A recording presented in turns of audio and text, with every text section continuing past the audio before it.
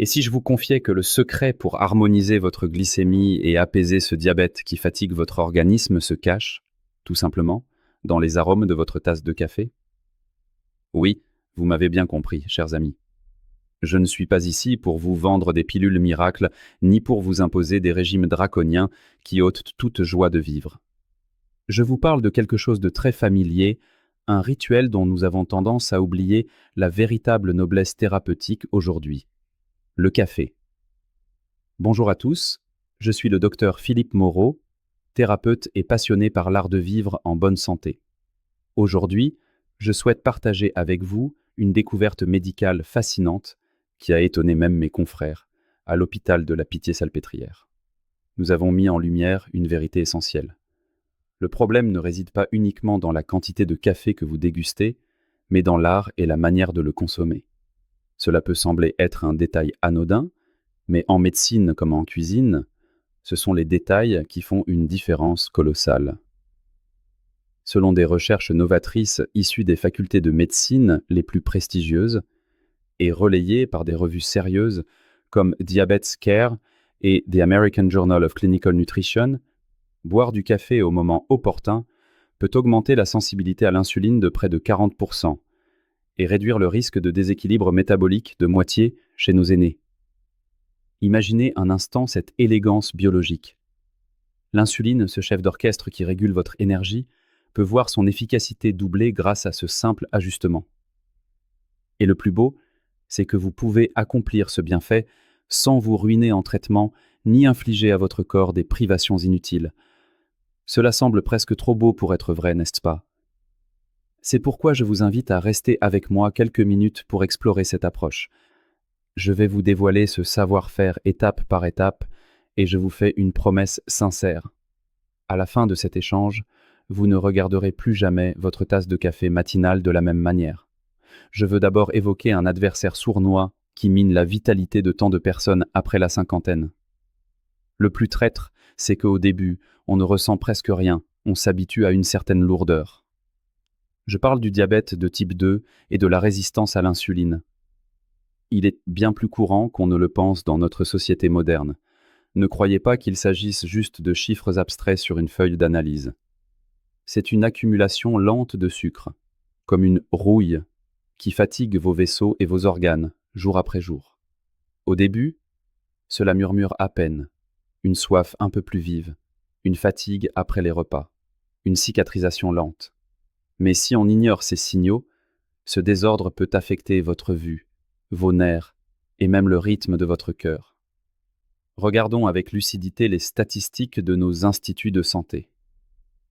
Plus de 30% des personnes de plus de 60 ans sont déjà concernées par cette condition, souvent sans le savoir pleinement. Et passé 80 ans, cela touche une personne sur deux. Mais voici ce qui me touche le plus lors de mes consultations à Paris. La frustration des gens vertueux.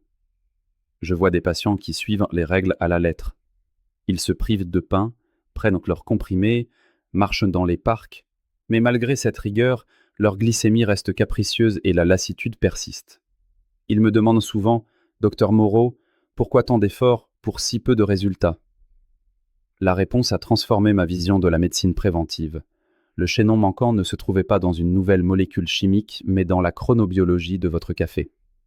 Alors, si vous souhaitez reprendre les rênes de votre santé avec douceur et intelligence, je vous invite à vous abonner dès maintenant à ma chaîne Vitalité Claire et à activer la cloche. Ne manquez pas mes prochains conseils, où je vous guiderai pour faire de vos habitudes de vie vos meilleurs médicaments. Durant mes 20 années de pratique, une image m'est souvent revenue à l'esprit. Je voyais des patients admirables de discipline. Alimentation stricte, sommeil régulier, exercice, mais leur taux de sucre restait rebelle. La fatigue ne les quittait pas, comme un voile gris sur leur quotidien. C'était comme tenter de terminer une œuvre d'art à laquelle il manquerait la touche finale, celle qui donne tout son sens au tableau. Et finalement, cette nuance essentielle est apparue. Elle est si simple qu'elle se trouvait sous nos yeux, sur nos tables de petit déjeuner. Il s'agit de la manière dont vous honorez votre café. Attention, ne vous méprenez pas. Je ne parle pas d'avaler un café sur le pouce. Le secret est dans le rythme et la préparation. Lorsque vous buvez du café correctement, il cesse d'être un simple excitant. Il devient un signal biologique raffiné envoyé à votre métabolisme. Il murmure à vos cellules. Il est temps d'équilibrer, pas de stocker. Il est temps d'accueillir l'énergie avec fluidité.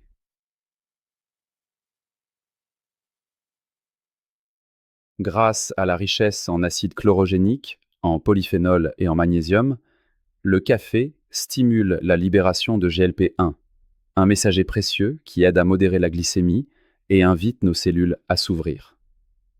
C'est la clé pour réveiller votre sensibilité à l'insuline de la façon la plus naturelle qui soit.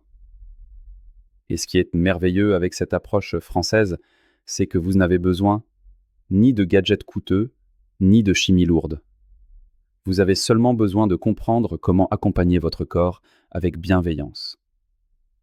Alors, si vous vous êtes déjà demandé pourquoi, malgré votre bonne volonté, votre corps semble résister, je vous l'assure aujourd'hui.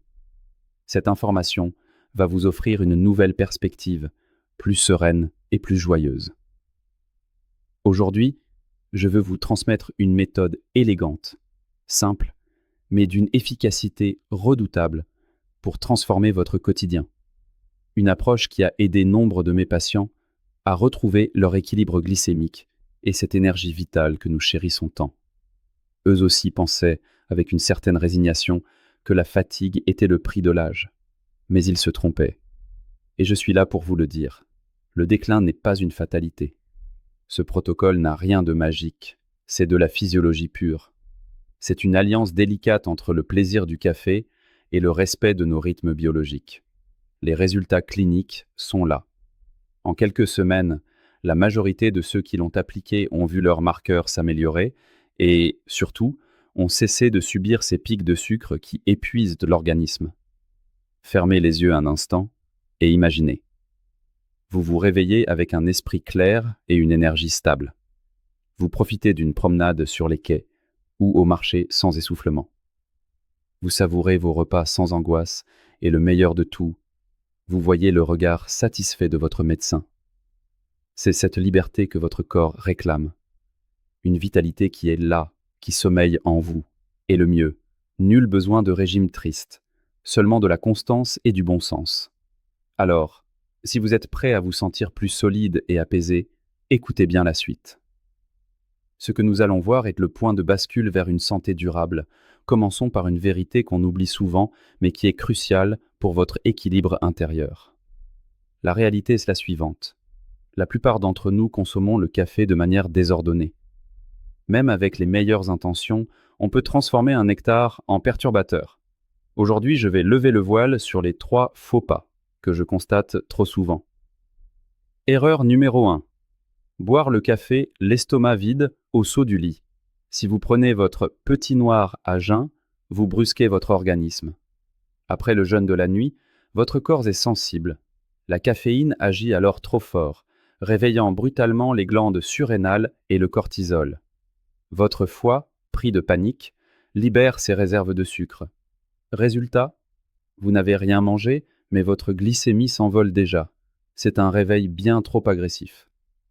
Erreur numéro 2. Le boire trop tard dans la journée. Beaucoup pensent que le café est un carburant infini. C'est une illusion. Après 15 heures, la caféine perturbe vos rythmes naturels. Elle maintient le cortisol élevé au moment où le corps aspire à la détente. Cela nuit à votre gestion du sucre durant la nuit et laisse votre glycémie instable pendant votre sommeil réparateur. Erreur numéro 3. Le piège de la douceur artificielle. Le sucre et la crème. Une cuillère de sucre ou un nuage de crème industrielle suffit pour annuler les vertus du grain. Le café pur est un allié riche en antioxydants.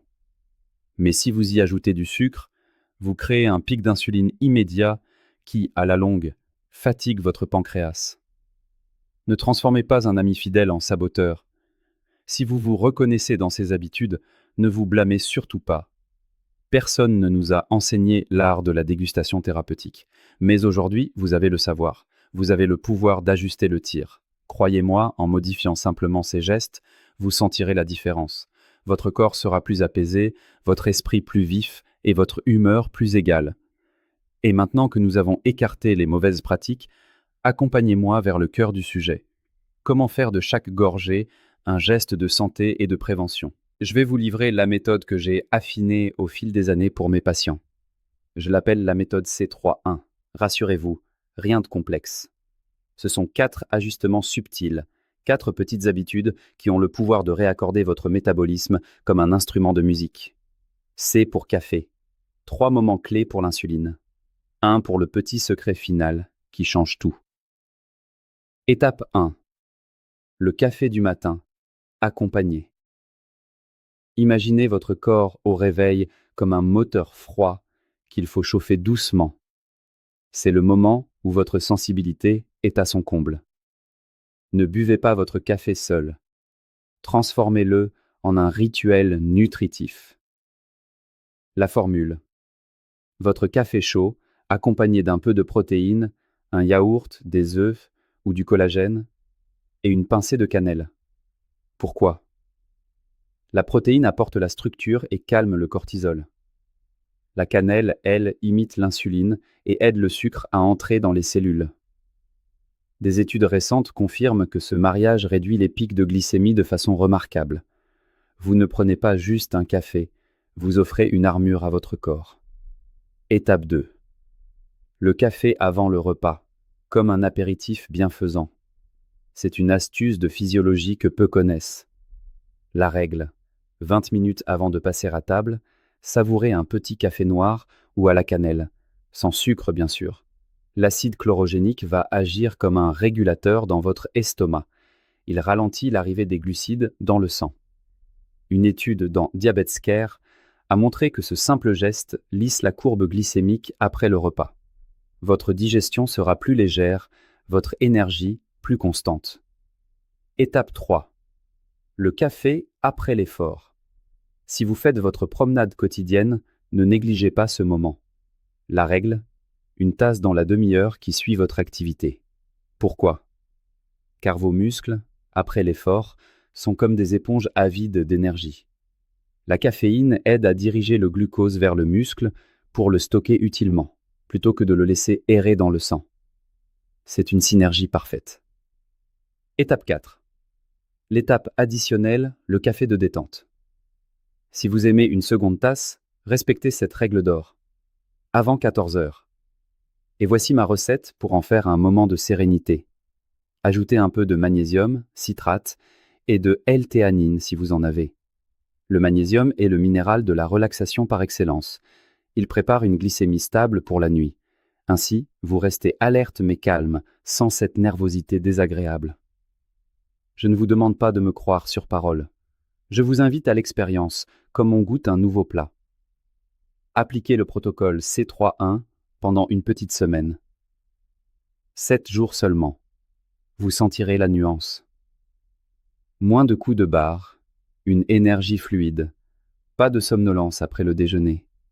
Et si vous persévérez quelques semaines, vos analyses vous remercieront.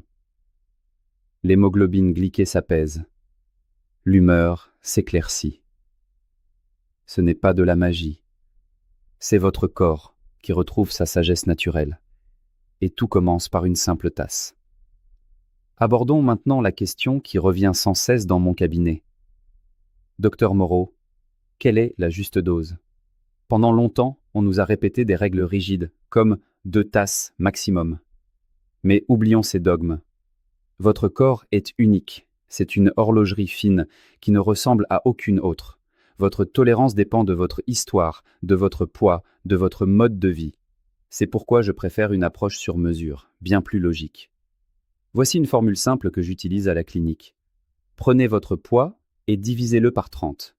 Par exemple, pour 70 kg, cela nous donne environ 2,3. Ce chiffre est votre repère. Environ 2 petites tasses et demie par jour.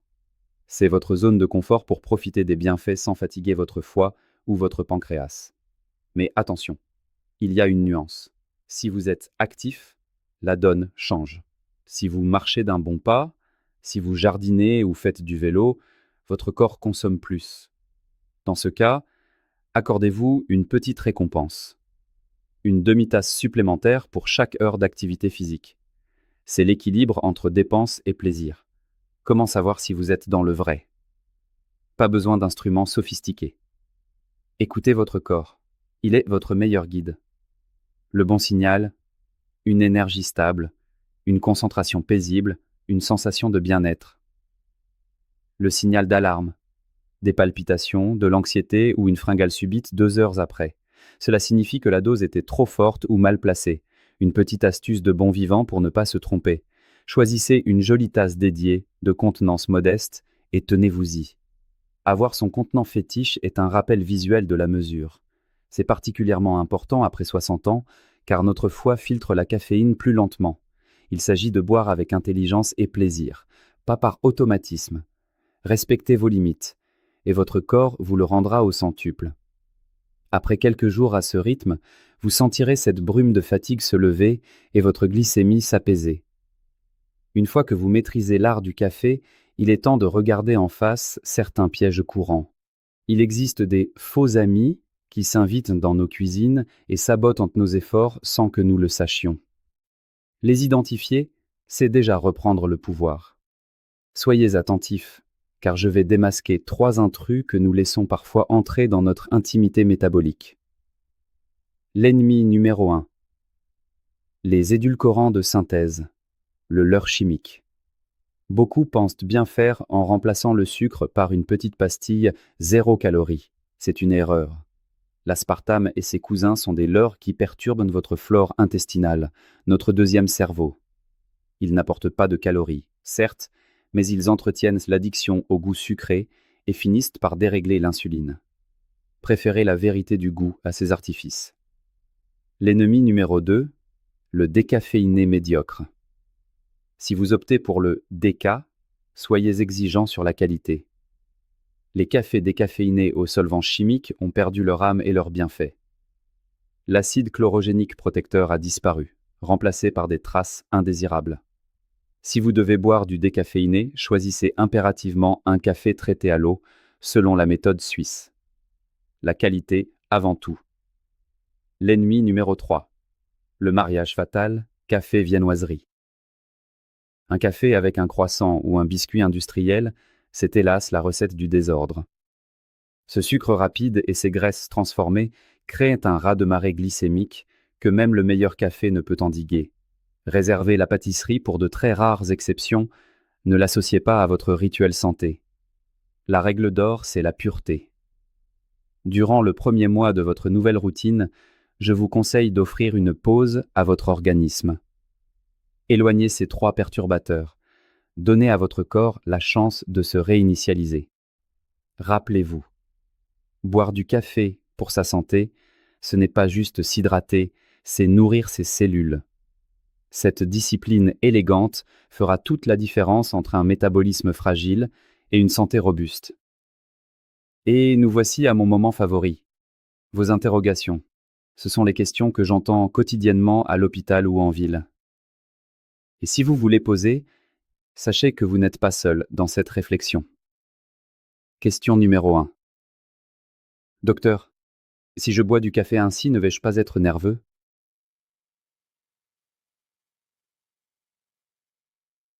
Au contraire. Lorsque vous associez le café aux protéines et que vous respectez les horaires, vous transformez l'excitation brutale en une vigilance douce et durable. Fini les palpitations, place à une clarté d'esprit sereine. Question numéro 2. Puis-je mettre un peu de lait? C'est une question très française. La réponse est oui, mais choisissez bien. Un nuage de lait entier ou demi-écrémé, sans sucre ajouté. La matière grasse naturelle du lait va même ralentir un peu l'absorption de la caféine, ce qui est plutôt bénéfique pour l'estomac. C'est une question de mesure. Question numéro 3. Je suis diabétique depuis longtemps. Est-ce sûr pour moi? Absolument, c'est même un allié précieux. Les études montrent que le café, consommé avec intelligence, aide à réduire l'hémoglobine glyquée sur le long terme. C'est un soutien naturel qui accompagne votre traitement médical sans jamais le remplacer, bien sûr. Parlez-en à votre médecin, il sera ravi de voir vos progrès. Question numéro 4. Faut-il acheter du café hors de prix? Non, le luxe n'est pas nécessaire, la qualité si. Choisissez un pur arabica, une torréfaction qui n'est pas brûlée. Si vous pouvez moudre votre grain, c'est l'idéal pour les antioxydants. Mais restez simple. Un bon produit honnête suffit amplement. Voyez-vous, changer sa façon de boire le café semble un détail, mais en tant que médecin, je vous assure que ce sont ces petites pierres qui bâtissent les grandes cathédrales de santé. Boire son café correctement, c'est protéger son pancréas, son cœur et surtout préserver son autonomie. Si nous voulons vieillir libre et léger, nous devons soigner ces gestes du quotidien. À présent, visualisez votre santé comme un tabouret à 3 pieds. Pour qu'il soit stable, il faut que les 3 pieds soient solides. S'il en manque un, tout bascule. Premier pied, le café intelligent. Bu avec conscience, ce n'est pas juste une boisson, c'est un interrupteur métabolique. Il active votre sensibilité à l'insuline et modère l'absorption des sucres. C'est votre gardien biochimique. Deuxième pied, les nutriments essentiels. Des protéines de qualité et des fibres, chaque jour. Ce sont les fondations qui vous rassasient et empêchent votre navire de tanguer au gré des fringales. Mangez vrai, mangez simple. Troisième pied, le mouvement, le souffle de la vie. Pas besoin de marathon. 30 minutes de marche active, prendre l'air, bouger son corps avec plaisir quelques fois par semaine. Le mouvement amplifie tous les bienfaits de votre nutrition. Et pour ceux qui veulent aller plus loin, une petite astuce naturelle. La berbérine. C'est une plante formidable qui, prise avec le café du matin, peut encore affiner votre contrôle du sucre. Si vous souhaitez protéger votre indépendance, ne cherchez pas de magie. Cherchez l'équilibre. Café intelligent, assiette saine, corps en mouvement. C'est simple, mais c'est puissant. Permettez-moi de vous parler de Madame Marie, une patiente qui incarne parfaitement cette réussite. Lorsqu'elle est venue me voir à 68 ans, elle était inquiète, avec des analyses médiocres et surtout cette peur de l'avenir qui éteignait son sourire. Elle ne voulait plus être un fardeau. Je lui ai proposé notre méthode C3-1, son petit rituel café-cannelle le matin, son café de protection avant le déjeuner et sa pause détente l'après-midi. Les résultats n'ont pas été immédiats, mais ils ont été profonds. En une semaine, elle retrouvait son entrain. En un mois, ses coups de pompe avaient disparu. Et après 2 mois, ses résultats sanguins étaient transformés, revenus à des niveaux que nous n'espérions plus. Mais sa plus belle victoire n'était pas médicale. C'était lors de son retour de vacances, quand elle m'a dit avec émotion « Docteur, mon café est devenu le symbole de ma liberté retrouvée. » L'histoire de Marie nous rappelle que rien n'est figé. Si elle a pu inverser la vapeur, vous le pouvez aussi. Chers amis, je vous le dis avec toute ma conviction. Votre santé et votre vitalité ne se trouvent pas uniquement dans des solutions complexes. Parfois, nous cherchons loin ce qui est à portée de main. L'outil le plus puissant est souvent le plus simple, le plus quotidien. Comme nous l'avons vu, la clé d'un meilleur métabolisme fume peut-être déjà dans votre tasse. Si cette discussion a éveillé en vous une envie de prendre soin de vous autrement, s'il vous plaît, partagez-la autour de vous. La santé est un bien qui se partage. Et avant de nous quitter, je vous invite à faire 2 petites choses. D'abord, abonnez-vous à la chaîne Vitalité Claire et cliquez sur la cloche. La semaine prochaine, nous parlerons de comment marier ce rituel du café avec le jeûne intermittent, en toute sécurité. Ensuite, prenons un engagement ensemble. Je vous invite à écrire simplement le mot « café » dans les commentaires. Ce sera votre façon de dire « Je prends ma santé en main, je choisis la vie et le plaisir ».